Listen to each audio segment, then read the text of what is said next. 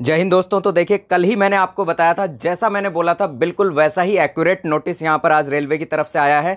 और जो भी चीज़ मैंने उस वीडियो में बोली थी वो सारी चीज़ें यहाँ पर आज के नोटिस में आपको दी गई हैं।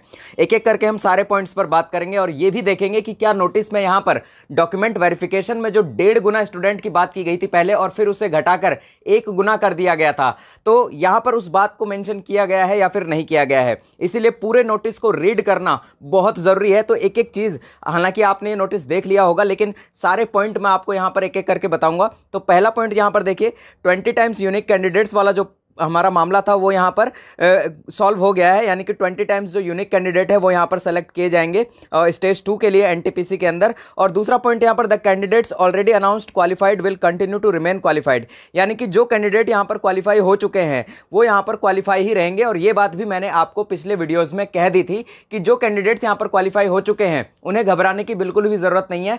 चाहे यहाँ पर आपका रिजल्ट किसी भी तरह से बने, आप लोग क्वालिफाई ही रहेंगे। ये बात भी मैंने आपको क्लियर उस टाइम पर बता दी थी। The list of additional candidates getting shortlisted will be notified at each पे लेवल। यानी कि यहाँ पर ये बताया गया है कि यहाँ पर जितने भी यहाँ पर कैंडिडेट्स जो नए यहाँ पर ऐड किए जाएंगे उन्हें भी यहाँ पर हर लेवल के हिसाब से यहाँ पर नोटिफाई किया जाएगा, हर लेवल के हिसाब से ही उन्हें शॉर्टलिस्ट किया जाएगा। अगला पॉइंट है यहाँ पर, RRB wise second stage CBT for each पे level with all candidates of one RRB accommodation in a single shift, which should elimination normalization. Whichever single shift is not possible because of capacity constraints of otherwise percentile based normalization will be done. यहाँ पर इसमें ये कहा गया है कि यहाँ पर देखिए, आपका जो नॉर्मलाइजेशन है उसको एक तरह से हटाने की बात की गई है। यहाँ पर आपका जो एग्जाम यहाँ लिया जाएगा CBT 2 का, वो यहाँ पर हर RRB का अलग अलग होगा। यानी कि जैसे कि एक दिन यहाँ पर मुंबई का होगा, एक दिन यहाँ पर बेंगलोर का होगा। तो इस तरह से यहाँ पर जो नॉर्मलाइजेशन है उसको यहां एलिमिनेट करने में, यानी कि उसको दूर करने में यहां पर काफी मदद मिलेगी। तो ये चीज यहां पर कही गई है और सिंगल शिफ्ट में एग्जाम ये लिया जाएगा। अगला पॉइंट है यहां पर कि देखिए यहाँ पर 2009 CNRRC 1/2019 will be a single stage exam, there will be no second stage CBT। यानी कि यहाँ पर देखिए, आपका ये भी चीज़ हटा दिया गया है कि यहाँ पर जो ग्रुप डी में यहाँ पर सेकंड स्टेज वाला एग्जामिनेशन की बात की गई थी उसको यहाँ पर हटा दिया गया है। अब अगला बात है यहाँ पर कि RRC wise CBT will be held for level 1, also maximum available capacities recommended to be used to significantly reduce the number of shifts involved for each RRC and speed up the examination process। अब यहाँ पर ये बात कही गई है, इस वाले पॉइंट को समझने की बहुत ज़्यादा ज़रूरत है कि यहाँ पर ज़्यादा से ज़्यादा स्टूडेंट को ये एक ही शिफ्ट के अंदर ऐड करेंगे, जिससे कि यहाँ पर ज़्यादा शिफ्ट में एग्जाम ना हो और एग्जाम जो है उसका प्रोसेस यहाँ पर फास्ट करा लिया जाए। देखिए यहाँ पर इस पॉइंट को आप पढ़िएगा अच्छे से कि speed up the examination process, ताकि आपका RRC ग्रुप डी जो है वो यहाँ पर जल्द से जल्द पूरा कराया जा सके। अब क्योंकि देखिए, अब यहाँ पर एग्जामिनेशन में बहुत डिले हो चुका है और मामला बहुत ज़्यादा गर्म हो चुका है। और जैसा कि मैंने आपको कहा था कि 10 मार्च को जब तक यहां पर चुनावों के नतीजे नहीं आ जाते हैं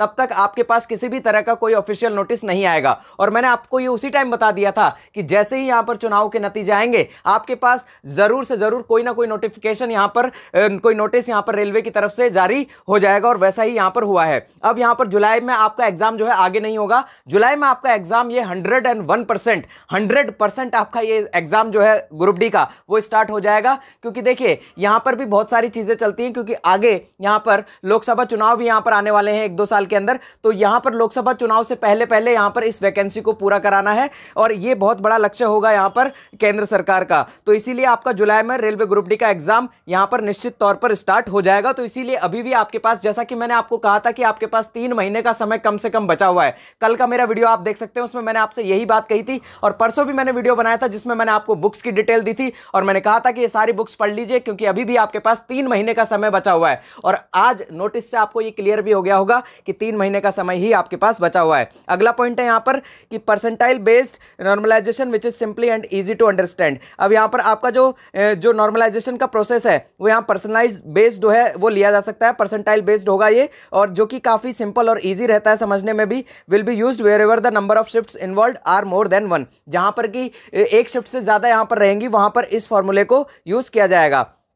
अब यहाँ मेडिकल स्टैंडर्ड की भी बात की गई है कि medical standard as prescribed in Indian railway medical manual, यानी कि RRMM, जो कि यहाँ पर मेडिकल स्टैंडर्ड तय करता है, will be used for different post of level 1, यानी कि लेवल 1 यहाँ पर रेलवे ग्रुप डी के लिए कहा गया कि उसमें जो यहाँ पर मेडिकल रखा गया था इंडियन रेलवे मेडिकल मैनुअल के द्वारा वही यहाँ पर मान्य होगा, यानी कि उसमें भी कोई बदलाव अब नहीं किया जाएगा। अगला है यहाँ पर any available income and asset certificate for candidates, और ये बहुत बड़ा पॉइंट है यहाँ पर जो भी EWS वाले कैंडिडेट्स हैं उनके लिए, who have applied under economically weaker sections will be considered as valid, यानी कि यहाँ पर आपने जो अपना EWS का सर्टिफिकेट बनाया है वो चाहे आपने जब फॉर्म भरा था उसके बाद भी बनाया हो तो यहाँ पर ये मान्य होगा। अब यहाँ पर देखिए आपका पूरा शेड्यूल यहाँ दे दिया गया है। अब इस शेड्यूल में देखिए आपको ये जितने पॉइंट थे ऊपर, पहले शेड्यूल से पहले ऊपर एक पॉइंट की बात कर लेता हूँ। इस पॉइंट के अंदर आपको कहीं पर भी डॉक्यूमेंट वेरिफिकेशन की बात नहीं कही गई है, तो यहाँ पर ये मामला थोड़ा सा क्लियर नहीं हो पाया है अभी तक रेलवे की तरफ से, तो यहाँ पर इस चीज को भी यहाँ पर रेलवे ने क्लियर करना चाहिए था, जो कि अभी तक नहीं किया है। अब इस पर एक कंफ्यूजन बना हुआ है कि डॉक्यूमेंट वेरिफिकेशन के लिए ये 1:1 में ही स्टूडेंट को बुलाएंगे या फिर 1.5 के रेशियो में बुलाएंगे।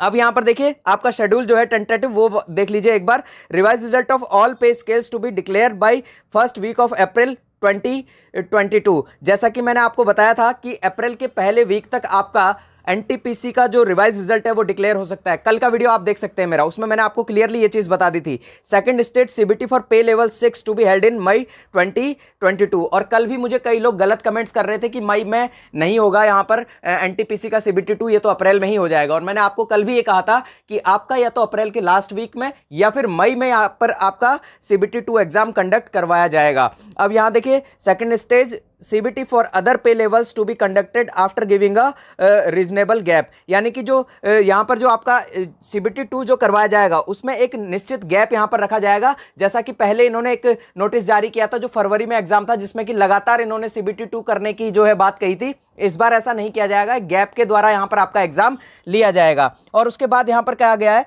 कि it has been decided to follow revise methodology with special conditions for conduct of CBT for level 1 due to elimination of second stage CBT etcetera. इसमें भी ये कहा गया है कि यहाँ पर जो मेथोडोलॉजी जो पहले यूज की थी उसी को यहाँ पर यूज किया जाएगा, यानी कि यहाँ पर जो CBT 2 जो है यहाँ पर रेलवे ग्रुप डी के अंदर उसे यहाँ पर नहीं लिया जाएगा। जैसे पहले यहाँ पर हो रहा था वैसा ही यहाँ पर होगा और इसके ऊपर भी यहाँ पर चर्चा की जाएगी। अगला है यहाँ पर this will involve mobilising of additional instructor and logistic of conduct CBT for level 1 with significant increase in पर शिफ्ट रिक्वायरमेंट, यानी कि यहाँ पर देखिए एडिशनल इंफ्रास्ट्रक्चर इन्हें चाहिए। यहाँ पर जो रेलवे ग्रुप डी का एग्जाम है यानी कि लेवल 1 का जो एग्जाम है CBT 1 जो है, यहाँ पर CBT जो एग्जाम होना है यहाँ पर रेलवे ग्रुप डी का, उसके लिए यहाँ पर एक्स्ट्रा यहाँ पर इंफ्रास्ट्रक्चर चाहिए, जिससे कि यहाँ पर जो आपका एग्जाम है वो जल्द से जल्द यहाँ पर कंप्लीट करा लिया जाए। Efforts will be made to have the exam conducting agency EC on board to conduct the CBT for level 1 as early as possible.